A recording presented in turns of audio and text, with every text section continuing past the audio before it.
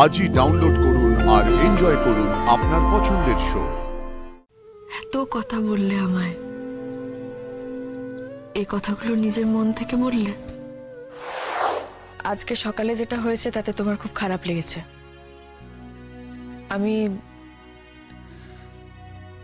আমি একটু বাড়াবাড়ি রকমের রিয়াক্ট করেছি। আমি সরিও বলেছি ওকে। সেটাই তো বলতে চাইছি, তুমি এমন কোনো কাজ কেন করবে? তবে আমি নিজের ভুলটা সাধ্যমতো চেষ্টা করেছি শোধরানোর। ওকে অফিসে যেতে বারণ করেছি।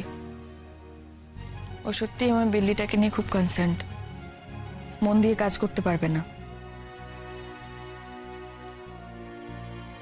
এই কেন সন্দেহ করছো আমাকে?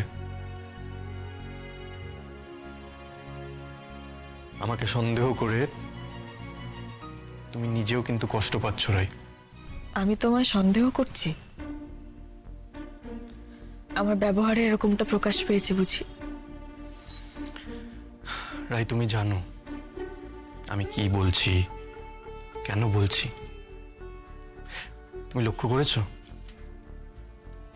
আজকাল আমরা প্রায় প্রতিদিনই অকারণে ঝগড়া করি। মায়ের কথায় তুমি খুব কষ্ট পাও, তাই না? ভালো লাগে না মায়ের কথা শুনতে?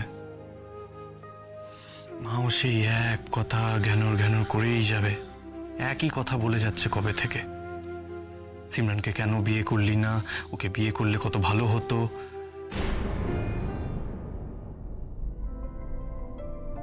ভালোটা হাওয়ালে না কেন?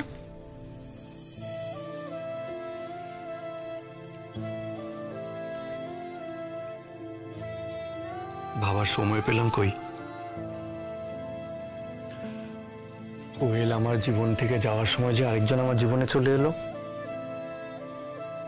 আমার দুকুল ভাসিয়ে আমার কাছে এলো, আমাকে ভালোবেসে আমার জন্য রান্না করে টিফিন এনে আমাকে খাওয়াতো, আমার যে কোনো কথায় হেসে গড়াগড়ি খেত,